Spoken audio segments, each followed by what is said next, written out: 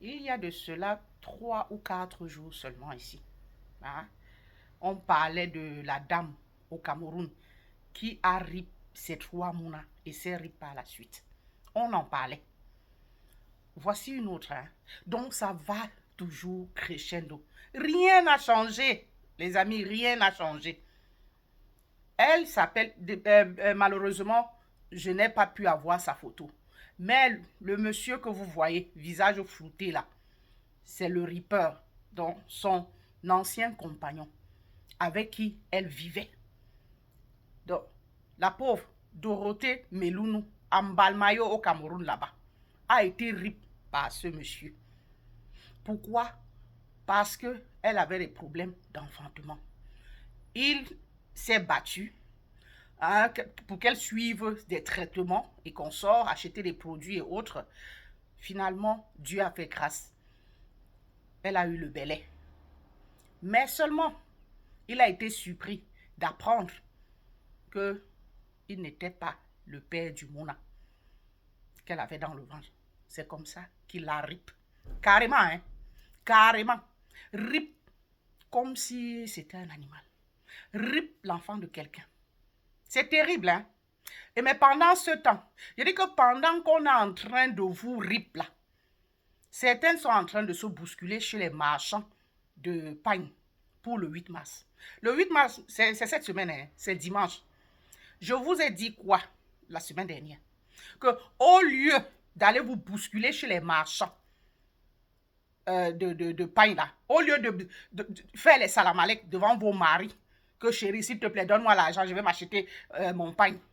Au lieu d'aller coudre ces pains, aller soulever après, passer, abandonner vos familles à la maison, passer la nuit dehors, soulever, jusqu'à n'en point fini là, vous ferez mieux d'organiser, de vous organiser, constituer des groupes de réflexion, vous asseoir ce jour, réfléchir, ou alors marcher de façon pacifique, je précise, avec des pancartes, que stop, on en a marre, stop au rip des femmes, stop, hein?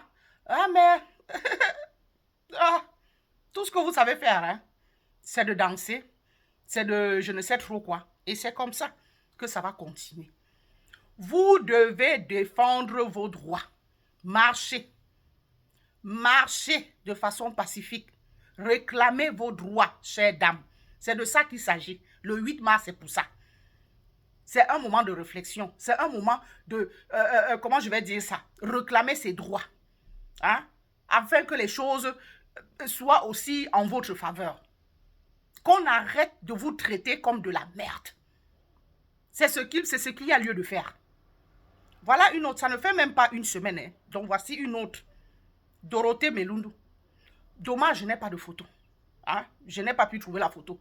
Donc, dans la coupure d'information, c'était juste le monsieur, la police et puis la population. Eh oui, voilà ça. Et ça continue. Ça continue. Qu'est-ce qu'on va faire? On le prend, on le met derrière. Et après quelque temps, il suffit qu'il soudoie. Il sera relaxé. Et il va continuer ça ailleurs. Tout ça parce que la dame, hein, il a tout fait pour qu'elle soit belle. Hein. Elle allait, en fait, tout faire parce que les produits, c'est lui qui a acheté les produits, le traitement, payé le traitement. Parce qu'il voulait faire un mouna avec elle. Mais cependant, elle allait faire un mouna plutôt avec quelqu'un d'autre. Et comme ça, il a lui décidé de... Donc, il a décidé carrément de l'éliminer. Voilà ça. Donc, pour tout et n'importe quoi, on vous élimine. Donc, c'est à ça que vous êtes réduite. Et mais, au lieu de vous asseoir, réclamer vos droits, non, vous allez festoyer, aller soulever les cabas. On va continuer. Ils continueront. Le 8 mars, là, c'est pour réfléchir.